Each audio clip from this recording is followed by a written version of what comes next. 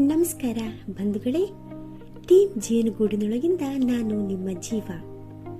ಅಪರಿಚಿತರು ಪರಿಚಿತರಾಗಬೇಕಿದ್ರೆ ಬೇಕಿರುವುದು ಅವರ ಆಸ್ತಿ ಅಂತಸ್ತಲ್ಲ, ನಮ್ಮೊಳಗೆ ಬೆರೆಯಬೇಕು, ಮಾತನಾಡಬೇಕೆಂಬ ತುಡಿತ ಹುಟ್ಟಿಕೊಳ್ಳುವ ಅವರ ಮನಸ್ಸು. ಅಂತಹ ಮುಗ್ಗಿನ ಮನಸ್ಸೊಂದು ನಮ್ಮೊಳಗಿದ್ದು ನಿಧಾನವಾಗಿ ಅರಳುತ್ತಿರುವುದನ್ನು ನೋಡುವುದೇ ಚಂದ. ಇದು ಮೌನದಲ್ಲಿರುವ ಗಿಣಿ, ಮಾತಿಗಿಂತ ಕಾರ್ಯವಾಸಿ ಎಂದು ತೋರುವ ಗಿಣಿ.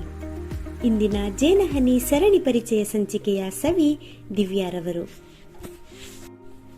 ಅತ್ತ ಕರ್ನಾಟಕದವಳು, ಇತ್ತ ಕೇರಳದವಳು ಎಂದು ಅಂದುಕೊಳ್ಳುವಂತೆ ಗಡಿನಾಡಿನ ಕಡಂಬಾರಿನಲ್ಲಿ 30/7/1991 ಅಡಿಯಿಟ್ಟವಳು ಶ್ರೀಧರ ಪೂಜಾರಿ ಹಾಗೂ ಇಂದಿರಾರವರ ಮುದ್ದಿನ ಮಗಳು ದಿವ್ಯಾರವರು.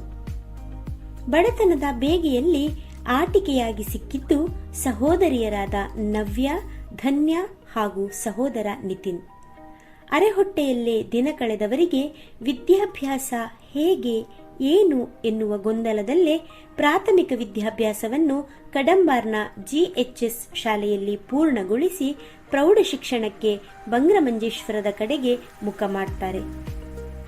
ಮಂಗಳೂರಿನ ಕಾಸ್ಟ್ರೀಟ್ ಕಾಲೇಜಿನಲ್ಲಿ ಪದವಿ ಪೂರ್ವ ವ್ಯಾಸಂಗವನ್ನ ಮುಗಿಸಿದ್ರೆ ಮಂಗಳೂರು ಯೂನಿವರ್ಸಿಟಿಯಲ್ಲಿ ಪದವಿಯನ್ನು ಪಡೆದು ಶಾರದೆಯ ಒಲುಮೆಗೆ ಬಡತನವನ್ನು ಮೆಟ್ಟಿ ನಿಲ್ತಾರೆ. ಮಗಳ ಈ ಅಕ್ಷರದಾಹಕ್ಕೆ ಹಲವು ಕಷ್ಟಗಳ ನಡುವೆಯೂ ತಂದೆ ತಾಯಿಯ ಪೂರ್ಣ ಬೆಂಬಲದೊಂದಿಗೆ ಆಕೆಯ ಕನಸಿನೊಳಗಿನ ಭವಿಷ್ಯವನ್ನು ಇಹದಲ್ಲಿರಿಸುವಂತೆ ನೋಡಿಕೊಳ್ತಾರೆ. ನಂತರದ ದಿನಗಳಲ್ಲಿ ವೃತ್ತಿಪರ ತರಬೇತಿ ಪಡೆಯಬೇಕೆಂದು ಬಯಸಿ ಪಡೆದ ತರಬೇತಿಯೇ B.Ed.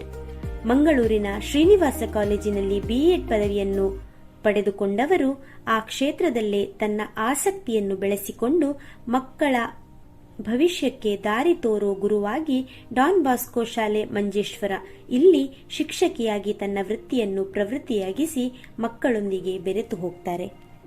ಆಕೆ ಏರಿ ಬಂದ ಬೆಟ್ಟ ನಮಗೇನು ಎತ್ತರದಲ್ಲ ಎಂದೆನಿಸಿದರೂ ಆ ಏರಿದ ದಾರಿಯ ಕಲ್ಲು ಮುಳ್ಳುಗಳು ಚುಚ್ಚಿಸಿಕೊಂಡ ನೋವು ಆಕೆಗಷ್ಟೇ ಪರಿಚಿತ.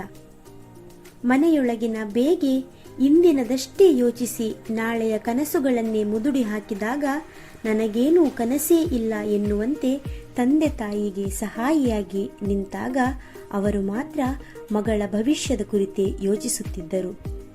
ಅದೆಷ್ಟೇ ಕಷ್ಟವಾದರೂ ಮಕ್ಕಳು ತಮ್ಮ ಜವಾಬ್ದಾರಿಯನ್ನು ತಾವೇ ಹೊರುವಷ್ಟರ ಮಟ್ಟಿಗಾದರೂ ಅವರನ್ನು ಸ್ವತಂತ್ರವಾಗಿ ನಿಲ್ಲುವಂತೆ ಮಾಡಬೇಕು ಎನ್ನುವ ತಮ್ಮ ಮಾತನ್ನು ಉಳಿಸಿಕೊಂಡ ಫಲಿತಾಂಶವೇ ನಾನೀಗ ಈ ಮಟ್ಟಕ್ಕೆ ಎದ್ದು ನಿಲ್ಲುವುದಕ್ಕೆ ಸಾಧ್ಯವಾಗಿಸಿದ್ದು ಎನ್ನುವುದನ್ನು ದಿವ್ಯಾರವರು ಸದಾ ನೆನಪಿಸಿಕೊಳ್ಳುತ್ತಾರೆ.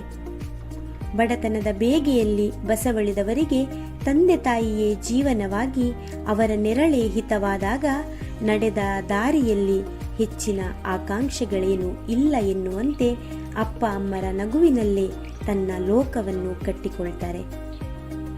ಮನದ ಮೃದುತ್ವ ಮಾತಿನಲ್ಲೂ ಪ್ರತಿಫಲಿಸುತ್ತದೆ. ತಾನು ದನಿಯೇರಿಸಿ ಮಾತನಾಡಿದರೂ ಇನ್ನೊಬ್ಬರಿಗೆ ನೋವಾಗಬಹುದೇನೋ ಎನ್ನುವಷ್ಟರ ಮಟ್ಟಿಗಿನ ಸೂಕ್ಷ್ಮತೆ ಆಕೆಯ ಮಾತಿನಲ್ಲಿ. ಗುರುವಾಗಿ ವಿದ್ಯಾರ್ಥಿಗಳ ಕಲಿಕೆಗೆ ತನ್ನನ್ನು ಹೊಂದಿಸಿಕೊಂಡರೆಂದರೆ ಮಾತ್ರ ಬೇರೆಲ್ಲವನ್ನೂ ಮರೆತು ಬಿಡ್ತಾರೆ. ಆ ವಿದ್ಯಾರ್ಥಿಗಳಿಗೂ ಈಕೆ ಅಚ್ಚುಮೆಚ್ಚಿನ ಅಧ್ಯಾಪಿಕೆ.